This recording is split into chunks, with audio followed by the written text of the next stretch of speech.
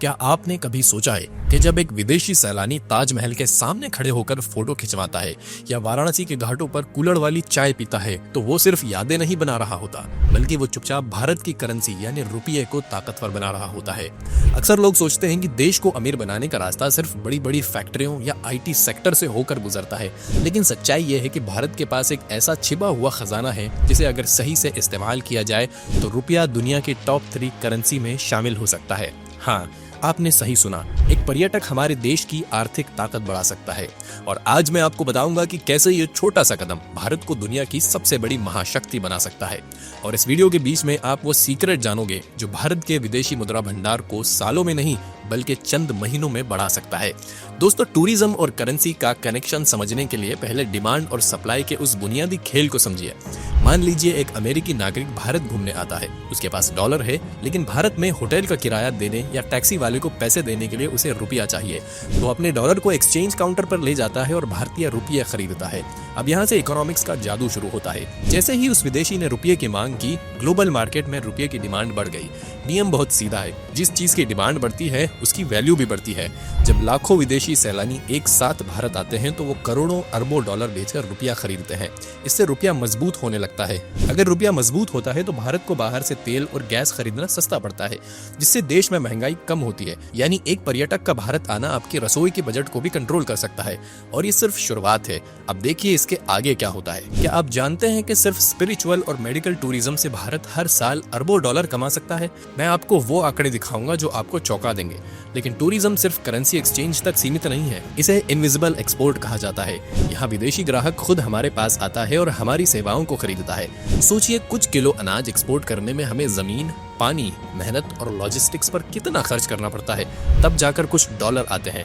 लेकिन टूरिज्म में हम अपनी संस्कृति, अपनी विरासत और अपने मंदिरों का अनुभव बेचते हैं। ये एक ऐसा बिजनेस है जिसमें रॉ मटेरियल कभी खत्म नहीं होता। ताजमहल आज भी वहीं है, कल भी वहीं रहेगा, लेकिन वो हर साल अरबों डॉलर की विदेशी मुद्रा भारत खींच कर लाएगा। भारत के पास वो सब कुछ है जो दुनिया के किसी और देश के पास नहीं।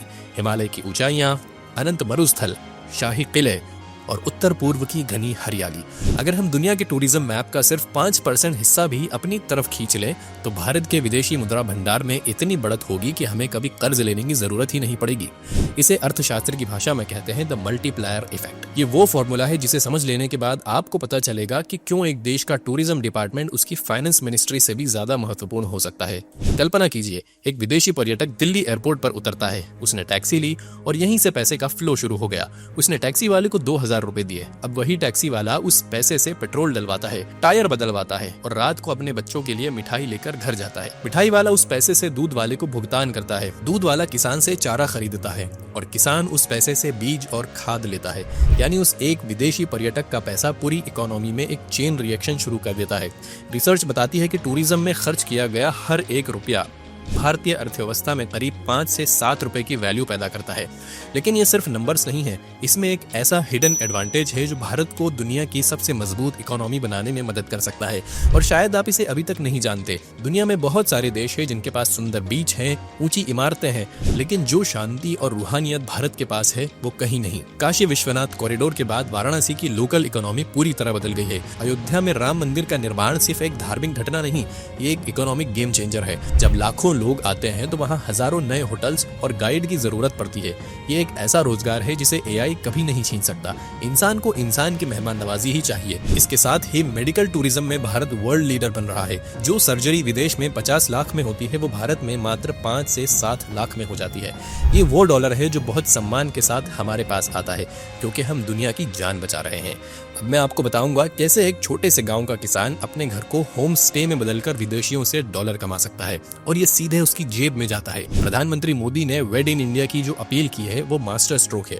अगर एक बिग फैट इंडियन वेडिंग का करोड़ों रुपया इटली जाने के बजाय उदयपुर या उत्तराखंड में खर्च हो तो वहाँ के हजारों लोगों को साल भर की कमाई एक हफ्ते में मिल जाएगी। वहीं एग्रो टूरिज्म के जरिए गांव का किसान शहर की तरफ पलायन करना छोड़कर अपने ही घर में फॉरेक्स कमा सकता है। ये वेल्थ डिस्ट्रीब्यूशन का सबसे न्यायपूर्ण तरीका है। और अगर आप सोच रहे हैं कि यह सिर्फ पैसा कमाने का तरीका है तो ये सिर्फ शुरुआत है। इसमें एक हिडन पावर है जो भारत को वर्ल्ड क्लास इकोनॉमी बना सकती है। आज भारत जिस रफ्तार से नेशनल हाईवे और वंदे भारत जैसी ट्रेनें चला रहा है वो टूरिज्म के लिए बिछाया गया रेड कारपेट है। जब यात्रा सुगम होती है तो पर्यटकों की संख्या 10 गुना बढ़ जाती है। साथ ही यूपीआई ने ब्लैक मार्केट को खत्म कर दिया है, जिससे हर एक ट्रांजैक्शन रिकॉर्ड हो रहा है और सरकार के पास टैक्स जमा हो रहा है। भारत अब प्रोजेक्ट चीता और वाइल्ड लाइफ टूरिज्म के जरिए उस प्रीमियम क्लास को टारगेट कर रहा है जो एक रात के स्टे के लिए लाखों रुपए खर्च करती है। जब ये पैसा भारत आता है तो हमारा फॉरेक्स रिजर्व बढ़ता है। आज हमारे पास $600 बिलियन से ज्यादा का रिजर्व है।